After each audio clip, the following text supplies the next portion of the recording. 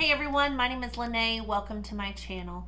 I'm a mom to 4 kids and we homeschool. My husband and I also pastor a church, and for the time being, the last 9 months, we've lived full-time in an RV. I hope that this channel brings you some content that you can use and can encourage you and possibly make your life simpler. So if you like what you see here, I want to encourage you to hit the subscribe button and click the thumbs up. That helps my channel so much. Today what I'm going to talk about is our journey to homeschooling and what that looked like. My son will be 6 years old this month, and I would have to say maybe 5 years ago, I really felt the nudge to homeschool.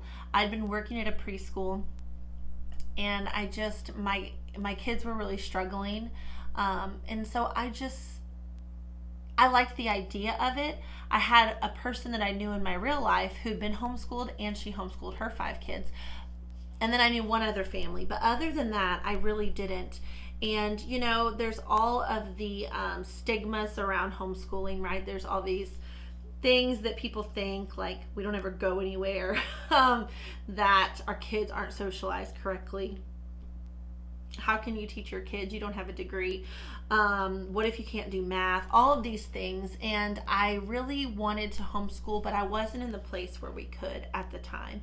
And at that moment in our life, it was really better for my kids to be in school, just because I was dealing with some postpartum, and then also I was pregnant with our 4th child, and it just wasn't going to work out.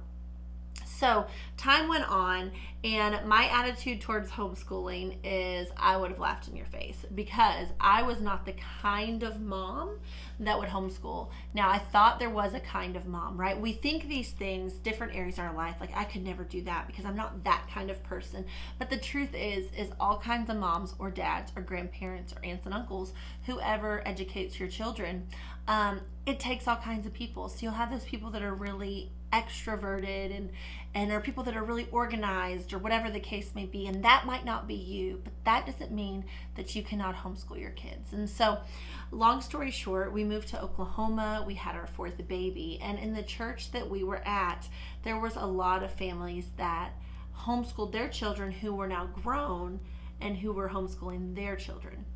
And so I was really exposed to a lot more homeschoolers, and that really helped change my perspective on homeschooling and what it really meant, because it's never my desire to do school at home, right? I'm not going to set up a desk, and we're not going to have a bell, and that works for very few people. Most people that are homeschooling, every family is so different. And so but I had hesitation because I was worried. I was worried about, what if I mess my kids up?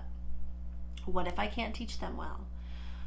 I get so frustrated with them doing homework. How am I going to homeschool them? But the truth is I was homeschooling my one daughter. She was in 2nd grade, and she would come home every day and have a pile of homework. And it wasn't homework, but it was work she didn't get done in class. And I really like her teacher because she had worked with me and she communicated often, but the truth is my daughter had ADHD that was undiagnosed, and she couldn't concentrate. And we tried lots of different things. They just didn't seem to work. And even to the point where my child was asking to have her desk up against the wall to be secluded and separated. And although her teacher was incredible, she had 27 or 28 other kids to look after, and you can only do so much as one human being. And so that was really a struggle. So I had that going on, and then I had another kid in school that was just really behind on math and some other areas, and we did all the tutoring. I took them to a private, like a mathnasium is what it's called. And I felt so defeated. You know, they wanted to hold her back, but I felt like holding her back is not going to help, because math you have to build on. And if she's missing all of this, pulling her back without going all the way back is pointless. So among all the other reasons that I chose to homeschool, the influence, the fact that the school was getting more and more control over my children, I couldn't just go whenever I wanted to. I got to the point, for safety reasons, which part of me understands, but it got to the point where I couldn't even go and go, like when you got to the school, you couldn't even go down the hall and check on your kids unless you had a prior appointment with their teacher. And so these things began to really bother me, and I began to learn more about homeschooling. And it was really my conviction that like what the Bible says, that when a student is fully trained, he will be like his teacher. And homeschooling for me, it doesn't save my children, it doesn't any of that, but I do get an opportunity to spend more time with them and to disciple them. And so I decided to take the plunge. I thought, what is the worst that could happen, right? If I don't like it, they'll take my kids back. And that's where it started. We got plugged into a co-op in Oklahoma. We were there for 2 years, and I'm grateful for that. That helped them transition in a way where we would go on Mondays, they would take classes with other homeschool kids, we would have lunch there, so it still gave them like that social aspect that they were so used to, and it gave me a wealth of people and other moms and families to talk to about, is this normal, or what do you do about this, or how do you navigate that. It was just such a blessing, and so that's what we did, and we've been here in Texas now for 9 months, and we came, and then coronavirus, right? So it's been a bit of a whirlwind, but I do have to say that I just want to encourage you that for whatever reason you can fill in the blank, I can't homeschool because it's too expensive.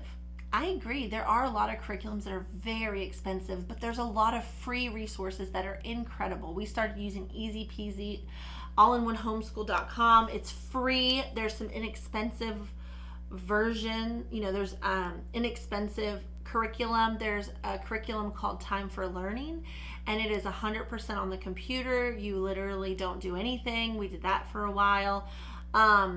There's some math program that we've used called Teaching Textbooks that I will sit down and look at the lesson with my kids if they need my help, but it's completely student led. They do it themselves, and there's a lot of options out there, and it doesn't have to cost a fortune.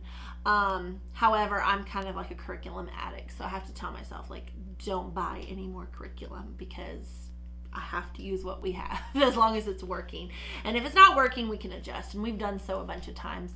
But that's kind of our journey to homeschooling. And what's so funny to me is when I was pregnant with our 4th child, she was induced, and the doctor said, okay, you're due, I think I was due at like the beginning of September.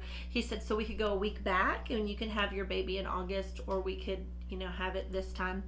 And my thought process was, if I have her in August, she can go to school faster.